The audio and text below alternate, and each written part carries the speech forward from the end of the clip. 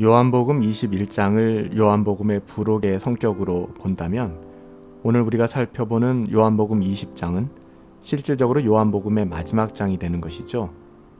요한복음 20장에서는 우리 예수님의 부활에 대한 사건이 기록되어져 있고요. 또 가장 중요한 마지막 30절부터 31절에는 요한복음이 왜 기록되어져 있는가, 왜 기록되었는가, 그 기록의 목적에 대해서 그렇게 증거하고 있어요. 오늘 요한복음 20장 말씀을 가지고 그리스도의 죽으심과 부활의 결과라는 제목으로 하나님의 말씀을 함께 상고합니다. 주님께서 죽으시고 안식 후 첫날 미명에 아직 새벽이 되기 전 아주 이른 시간에 막달라 마리아가 제일 먼저 무덤을 찾아봤습니다. 다른 복음서에 보니까 막달라 마리아는 야고보의 어머니 마리아와 그리고 살로메와 함께 그렇게 예수님의 무덤을 찾았던 것으로 보여요. 그녀는 돌이 무덤에 굴려진 것을 보고 무덤을 막은 큰 돌이 있었지 않습니까? 유대의 어떻게 보면은 장례 문화인데요. 굴을 파고 거기에 시신을 넣고 큰 돌로 그 굴을 막아버리는 것이죠. 그 돌은 좀 어마어마한 돌이었어요. 작은 돌이 아니라. 그래서 서너 사람의 성인이 이것을 움직이지 않으면 결코 움직일 수 없는 그런 거대한 돌이었는데요. 무덤을 막았던 그 돌이 굴려졌던 것을 바라봅니다. 그래서 놀라죠. 결국 베드로를 찾아가고 요한을 찾아가서 예수님의 무덤이 열렸다, 돌이 굴려졌다라는 사실을 이야기합니다. 베드로와 요한이 달려왔어요. 그리고 무덤 안에 주님의 시신을 쌌던 세마포가 개켜져 있는 것을 보고 주님의 시신이 없어진 것을, 없는 것을 확인하게 되죠. 사실 오늘 본문 8절에 제자들이 보고 믿었다라는 말로 표현되고 있는데요. 이것은 온전한 의미에서 예수님의 부활을 믿었다라는 의미가 아니에요.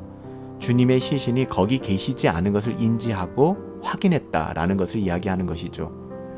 두 제자가 집으로 돌아간 후에도 혼자 무덤가에 앉아서 울고 있었던 막달라 마리아는 거기에서 드디어 부활하신 주님을 만나게 돼요. 이렇게 무덤 앞에서 기다리고 있던 그녀를 주님이 찾아오셨죠.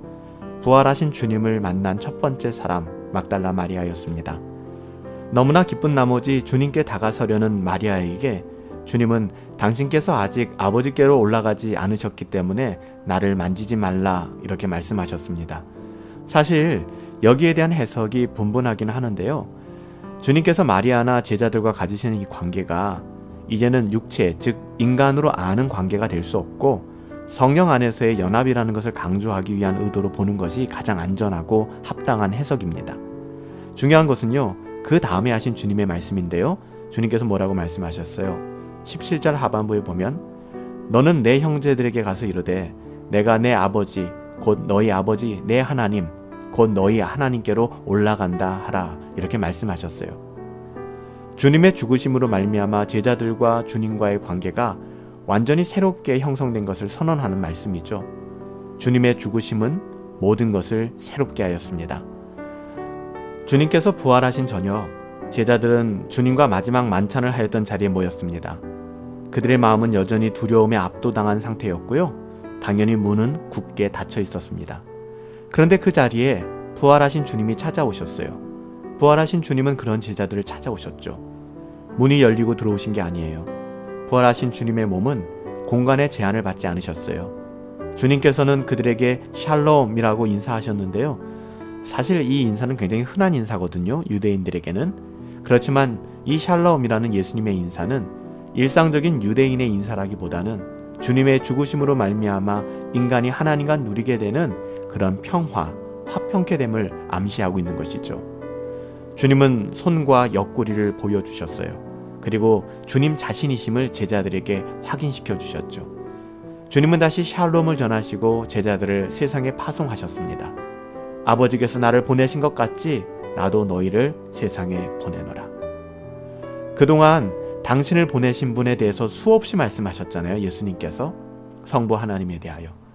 그분의 뜻을 온전히 성취하신 예수님께서 이제 똑같은 방식으로 제자들을 세상에 파송하시는 것입니다.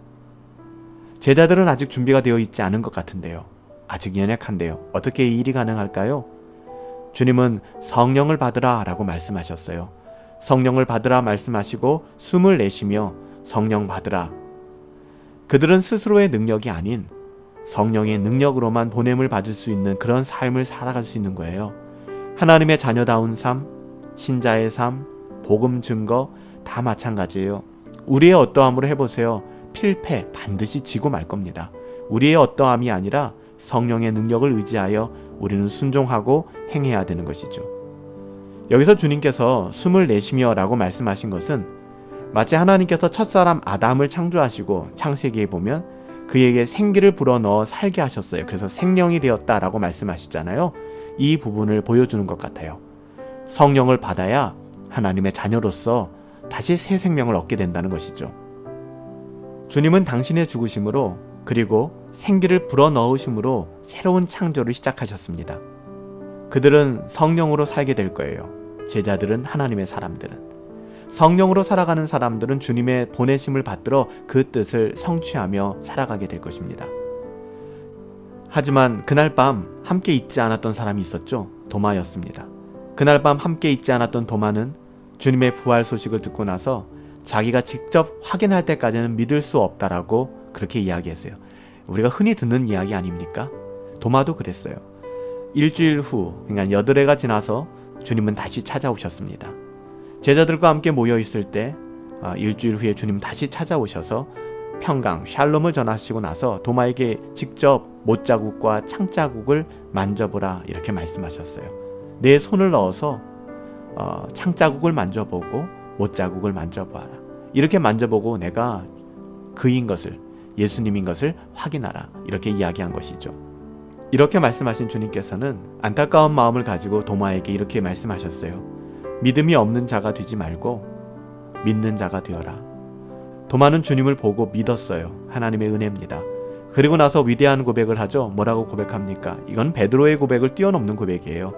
나의 주님이시오 나의 하나님이시니이다. 하나님의 아들도 아닙니다.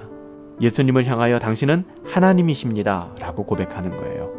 여러분, 최고의 신앙 고백입니다. 요한이 요한복음을 통하여 보여주려고 했던 예수 그리스도의 신성을 오늘 도마는 온전히 드러내는 탁월한 고백을 하게 됩니다. 바로 이 고백이 요한복음의 절정입니다. 모든 사람이 다 도마와 같지는 않겠죠. 보지 못하고 믿을 수많은 사람들을 주님은 다시 보시며 말씀하셨어요. 보지 못하고 믿는 자들은 복되도다. 물론 도마처럼 보고 믿을 수 있으면 얼마나 좋겠습니까마는 우리는 사실 보지 못할 때가 너무 많잖아요.